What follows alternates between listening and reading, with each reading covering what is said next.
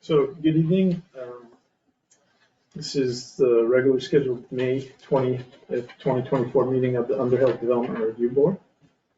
Before us on the docket tonight is a combined preliminary and final subdivision review, boundary line adjustment, and conditional use review hearing on the application of Eli Dandurand for a proposed two-lot subdivision on land owned by Luke and Amy Dandurand at 141 Poker Hill Road in Underhill, Vermont. This application is subject to review under the 2011 Unified Land Use and Development Regulations as amended March 3rd, 2020. 2015 Road Driveway and Trail Ordinance as amended December 18th, 2018, and was classified as a minor subdivision in the sketch plan review meeting on August 21st, 2023. While preliminary subdivision review has been waived, the board still reviews the draft subdivision plat and supporting documentation to determine that the proposed subdivision conforms with the municipal plan, these regulations, and other municipal ordinances in effect at the time of the application. We also identify particular issues or concerns associated with the proposed subdivision to recommend modifications necessary to achieve conformance and to identify any additional information prior to the final subdivision plans, engineering plans, and documents for the subdivision and related site improvements are finalized. Conditional use reviews intended to ensure compliance with the standards addressing the potential impacts of development on adjoining properties, the neighborhood, and/or zoning district in which the development is located in the community at large. Typically, land uses are subject to conditional use review because of their scale, intensity, and potential for off-site impacts warrant a more careful scrutiny by the Development Review Board. Standards and conditions to be imposed relate to debt identification, avoidance, and/or mitigation of potential impacts. Should any additional information be required, the board reserves the option to continue the hearing to a time and date certain in order for that information to be submitted and reviewed by this board. Copies of the rules of procedure that the board follows are available on request. The order of speakers we'll hear from tonight is first we'll hear and ask questions of the applicant and/or his representative. We'll hear and ask questions of the interim planning and zoning administrator. Then we'll give other persons in the room a chance to speak under rules of procedure. Speakers limited to 5 minutes. However, that time can be extended upon request to the board and majority consent to the board. The applicant and our representatives will have an opportunity to respond, and final comments will be solicited from all parties. All speakers should address their comments to the board and not the other parties present at the hearing, and board members may feel free to ask questions of any speaker. Are there any state or municipal representatives present and acting in their representative capacity? Let the record say there are none. An interested party information sheet is available on request. Only those interested persons who have participated either orally or through written statements in a DRB proceeding may appeal a decision rendered in the proceeding to the Environmental Division of Superior Court. If you're an applicant, representative of the applicant, and an interested party who wishes to participate in the hearing, will have you come to the witness chair and clearly state your name, residential address, and mailing address if it's different. We have no remote participants in this meeting tonight, right? No. Not that you're aware of. So right now I'm going to swear in all those present who wish to speak tonight. All individuals who plan to testify must take the following oath by responding "I do" at the end. Do you hereby swear that the evidence you give in the cause under consideration shall be the whole truth, nothing but the truth, under the pains and penalties of perjury? I do. Okay. Are there any conflicts of interest, or has there been any ex parte communications on the part of the board members? Yeah. No. Okay. At this point in time, we're going to enter the record the information package that was sent by the planning and zoning administrator prior to the hearing. Information included in this packet relevant to the hearing is listed as exhibits A through N and are available in the Eli Dandurand combined preliminary and final subdivision boundary line adjustment and conditional use review file, DRB docket number 23-05 at the Underhill Zoning and Planning Office and on the town website. So what we'll do first is we'll begin testimony from the applicant. That's all. You're on. So give us a high level what you want to do, even though we know what you want to do. You have to stay for the recording. Right. So we're doing a subdivision on my parents' property, my wife and I. Yeah. So we're looking to build a 3-bedroom single residential home on the new lot. Yeah. So we have a driveway coming in from as close as possible to the existing curb cut that's there, Yeah. going up to the house up on the hill, sort of near the center of the new lot. And what other details? So I know it's on the drawing, but how many acres are you gonna create with the new lot? What's the residual acreage you're gonna do on-site water and on-site septic? Right, so it's 9.33 acres that we'd be looking to do on-site water and septic. Yes, and then explain to us this little boundary line adjustment with your neighbors. That's right. So the neighboring lot, the Merricks, there was a little piece, a corner of their property that would have been extending across a stone wall, an existing stone wall. We wanted to follow the physical barriers that were already there for the property line. So in order to account for that, my parents are trading another piece of land on the southern part of the Merrick's property. So that corner on the new lot will be transferred to our new lot. Yeah. And my parents are giving over a piece of their property on the Merrick's southern boundary. Yeah, perfect. And in a nutshell, that's what you want to do and you want to build this summer. Yes, that's right. Got it. And just one clarification, it's a 3-bedroom house, but your septic system is designed for 4 bedrooms in case you want to add on Right, later, just in case we later. want to. Okay. Yes, that's right, in case we want to expand later. Okay. And you've already submitted the town permits part of it, I mean, the state permits, wastewater permits in our package. Yes. Yeah. Pretty straightforward, guys. Anybody have questions? Otherwise, I'll go over to Brad. If you have a report or anything you want to point out. I'll just point out that this lot is split into 2 different zones. The house site is in the rural residential zone, I believe. Right. Right, so I just need a copy of something. Yeah. I gave all my comments away.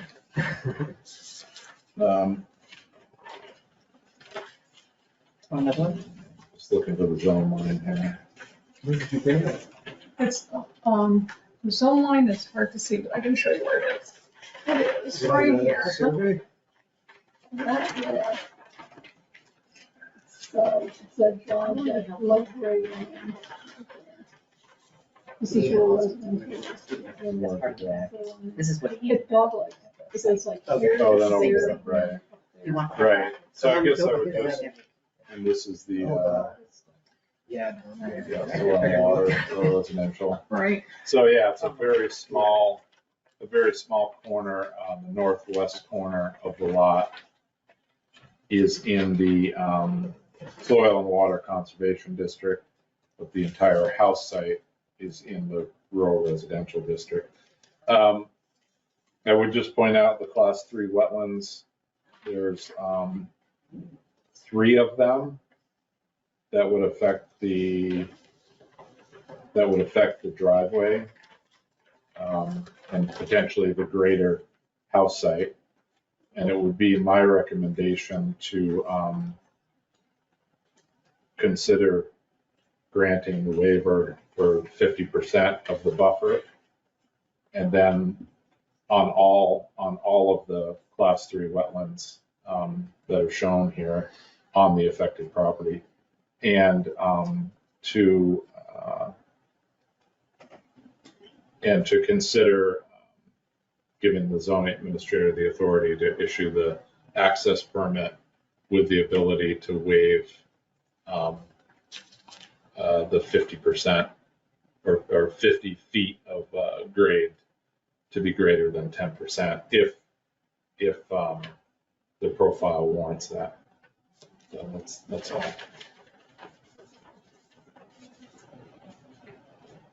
So Brian, just for your benefit, we talked about it on site, but we pointed out that the driveway in its present location kind of alienates one side of his hayfield from the other.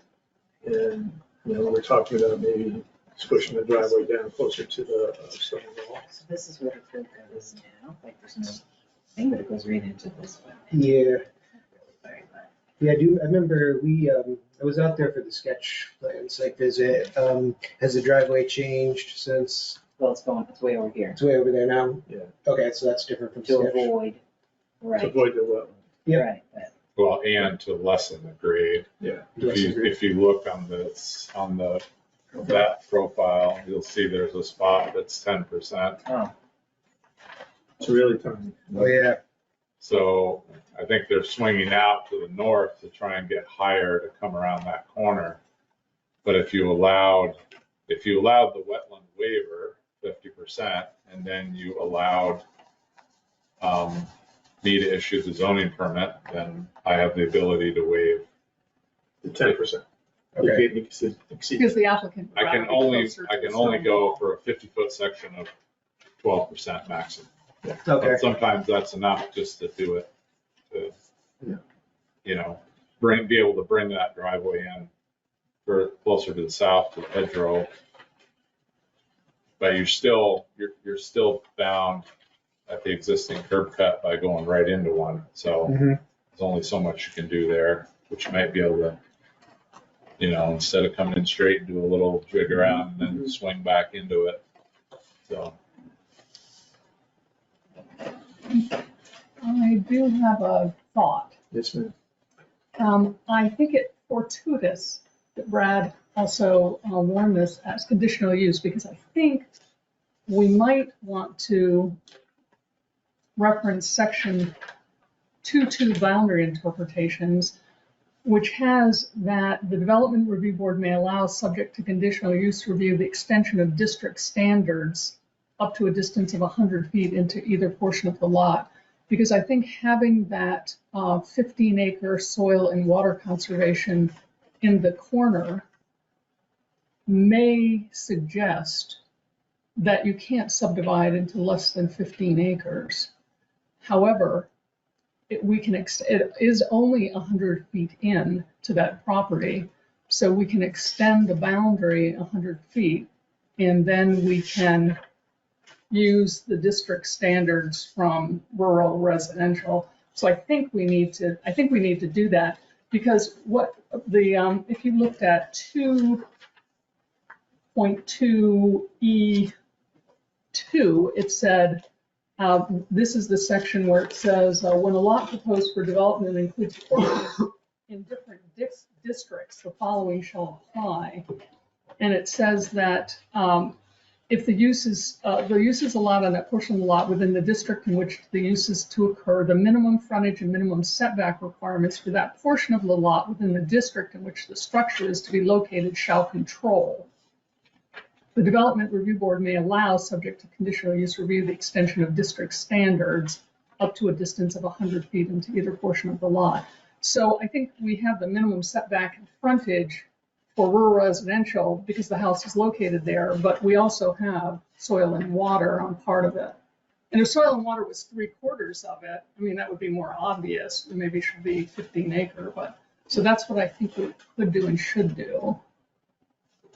I'm not really following. I'm following you, but I'm not feeling Okay. and understand why. Okay, so let's say taking this to an extreme. What if it was 100 acres in soil and water, which is 15 acre. I'm in 15 acre down the road, and there was a little 1/4 acre in the corner of rural residential, and the house fit in that 1/4 acre, and you wanted to subdivide off. How much land do you think you could subdivide for that house? If you said, okay, 3 acres, then you would have 2.5 acres in soil and water and 0.5 in rural residential. And I don't think that isn't the intent of the regs.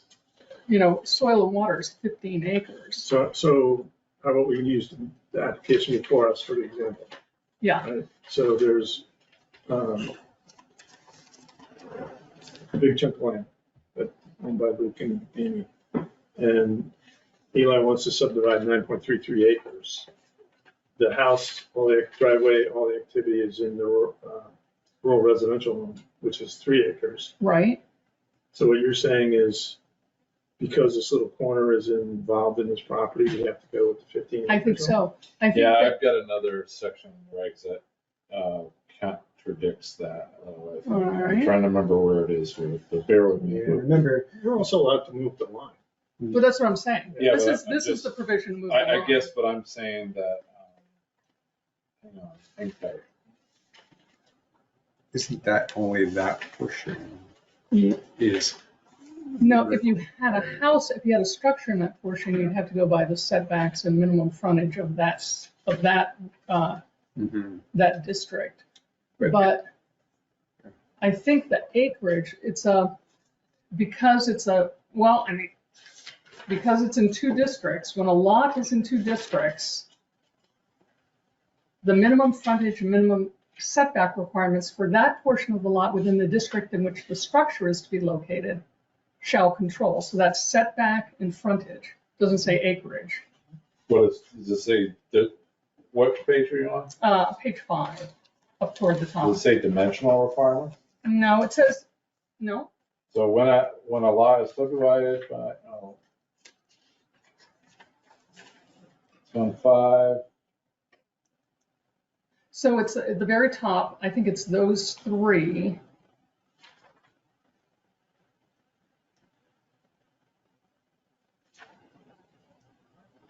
So it's a use, but it's the acreage, I believe, has to be 15 unless we extend the line.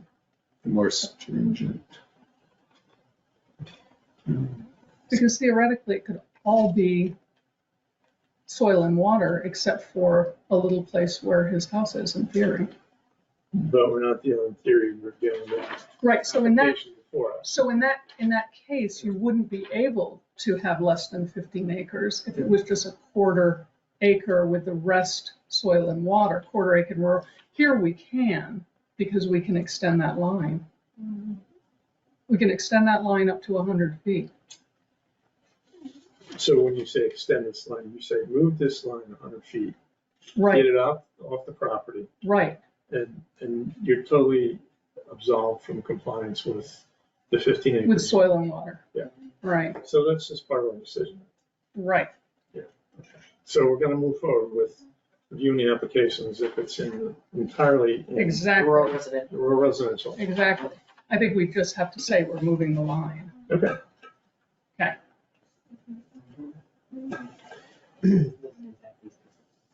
That's because they're in the 15. But they're okay. Well, you're not moving the zone line for them, you're moving it for this application. That can't affect another You property, can't, okay. right? So Right, I mean, it's just theoretically moving the So- line, it's not, you're not really. yeah, when you say we can't move it to like affect another property, does that mean we just move it to the Yes, property property line? Okay, so not move it the full 100-foot distance. we're Right. just saying that you're basically, the easiest way to say it is that you're determining based on the 100 feet you're allowed to waive that the entire lot is in the rural residential Okay. zoning district. I mean, that's how it handled before. So anybody have any other questions? Is that clear as mud to everybody? That's Sorry, all I right. didn't explain it well. No, it Well, makes sense. that also takes care of if there was ever a subdivision of that 9 acres into 3 lots, If you got Right, then that that's you all wouldn't have a taken leftover, care of now. Yeah, it's Right. certainly cleaner when the zoning district boundaries align with property lines. Yes. yeah, Yeah. and doesn't do a dog leg through somebody's Yeah. property. Okay.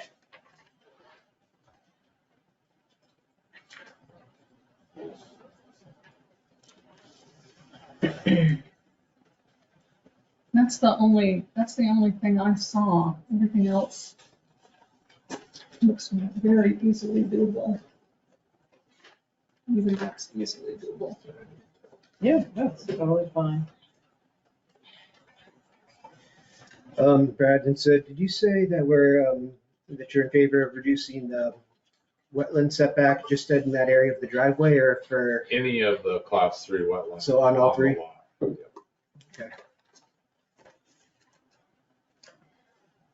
I was thinking about that. I was trying to remember where we're limited to 50% reduction.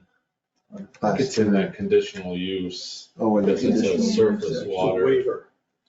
Yeah, surface water waiver. Oh. Be like a riparian buffer. if it was 100-foot riparian buffer, you could only do up to 50%, Yeah, I think. Yeah, Well, if we wanted to do more, you'd have to grant a variance. Right, which you can't And we do. can't, we really can't grant a variance, so. So the waiver language is,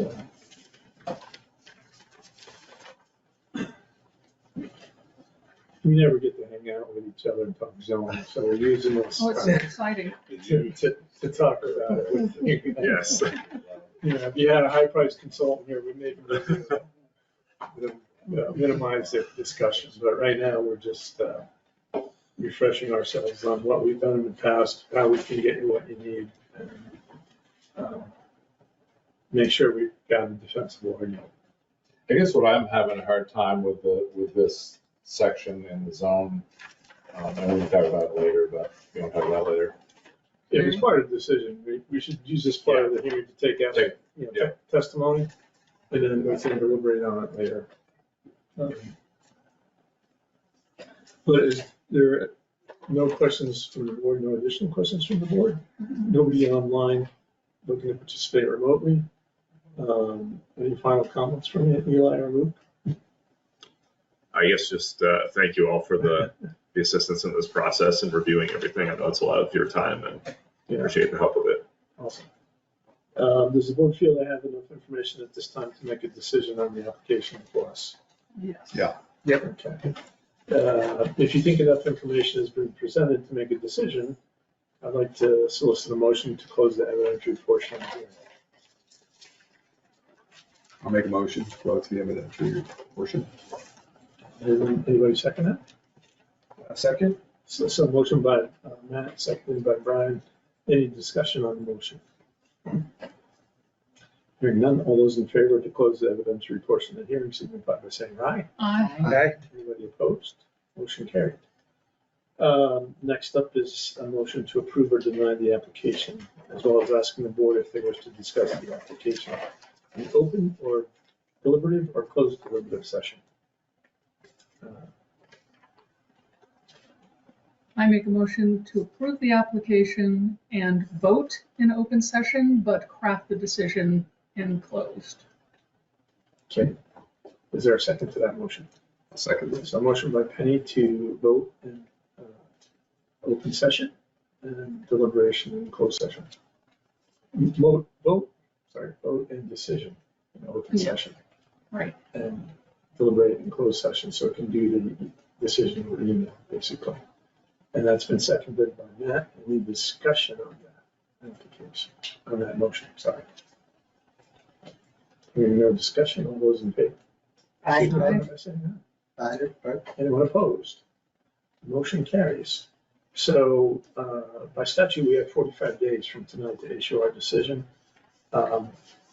We try to speed that up because we know you want to build this summer. So Thank you. we'll get you this written decision. A couple things has to happen before Brad can issue a building permit. We have to have the Mylar recorded, which is this document, so you're almost ready to go. And then there's a 30-day appeal period on our decision. So once we issue the decision, sometimes you can ask Brad to issue a building permit so the two appeal periods run concurrently. If you're that tight. if you're that tight with time. Right. You know, if you want to get the foundation in before, you know, the shell and close or anything like that before winter sets in, Right. that would be the. But we'll start with the access permit. Yeah. I don't ever issue a building permit till the access permit is been done. Okay. So, we're good. You guys are welcome to hang out. We got other business to talk about. Are we voting? We have to- Oh, sorry. Yeah, we have. yet. Do the motion. We did the motion. All those in favor, Then we would vote. signify by saying aye. Aye. Anyone opposed? Motion carries. Okay. Now, Now, congratulations. Thank you. You voted. We voted. Yeah, I yeah. think we voted twice.